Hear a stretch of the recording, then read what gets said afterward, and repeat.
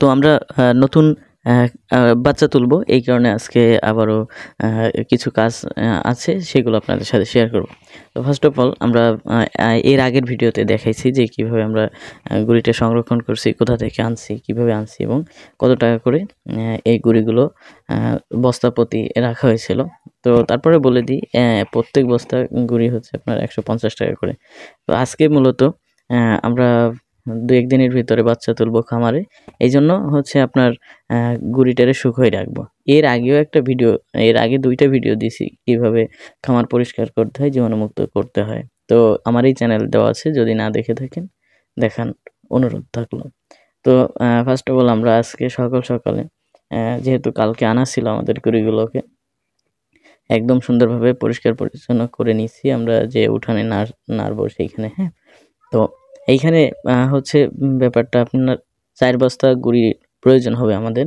তো এইখানে এখন হচ্ছে আপনার তাপমাত্রাটা কম থাকে, তো সূর্যের তাপমাত্রা কম থাকার কারণে হচ্ছে কি যে আমরা শুকাইতে পারবো না একসাথে 4 বস্তা, এই জন্য 2 বস্তা স্টক করে রাখছি এবং 2 বস্তা আমরা নেড়ে দিছি। এবং জায়গারও একটু সংকট দেখতে পারতেছেন ভিডিওতে যে আমাদের এক পাশে কিন্তু রোদ আসছে, প্রায় কয়টা 9টা বাজে, এখন এক পাশে মাত্র রোদ আসছে, দেখা যাচ্ছে 2 থেকে 3 ঘন্টা হয়তো রোদটা থাকতে পারে। এই কারণে গুঁড়িটা আগে থেকে ম্যানেজ করা, যাতে আমরা শুকাইতে পারি।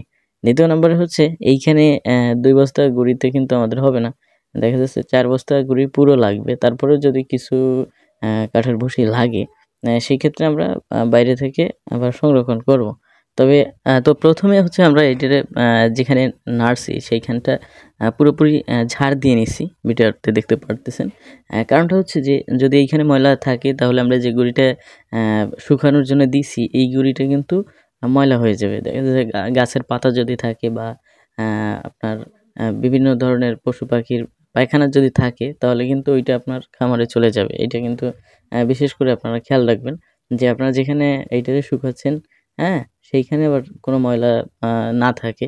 যদি এইখান থেকে আপনি জীবাণুটা নিয়ে যান ভিতরে তাহলে কিন্তু অলরেডি আপনি এই গুঁড়ির সাথে করেই খামারে আপনি একটা জীবাণু নিয়ে যাচ্ছেন। এই ক্ষেত্রে কিন্তু আপনার সবথেকে ভুল হবে এইটা। হ্যাঁ, তো একটা কথা হচ্ছে আপনি সুন্দরভাবে পরিষ্কার করে নেবেন। হ্যাঁ, আর পরিষ্কার করার আগে কিন্তু আমরা একটা কাজ করছি, সেইটা হচ্ছে যে এই উঠানে কিন্তু যেতটুকুন জায়গা আমরা নাড়ছি, হ্যাঁ, গুঁড়িটা ততটুকুন জায়গায় আমরা গোবর দিয়ে নিয়েছি। এতে কি হয়েছে যে আপনার নিচে যে মাটিটা এটা উঠতে পারবে না এবং দেখা যাচ্ছে যে ময়লাটা হবে না ওইভাবে, এই কারণে করা। আরেকটা কথা হচ্ছে আমরা দেখা যাচ্ছে 2 থেকে 3 দিনের ভিতরে বাচ্চা তুলবো খামারে, অনেকদিন রেস্ট দিছি আমরা সুন্দরভাবে। তো আরেকটা ভিডিও আপনাদের সাথে করব, সেটা হচ্ছে যে এখন আমার রেডি করার পরে খামারটা কি অবস্থায় আছে সেইটাও আপনাদেরকে দেখাবো।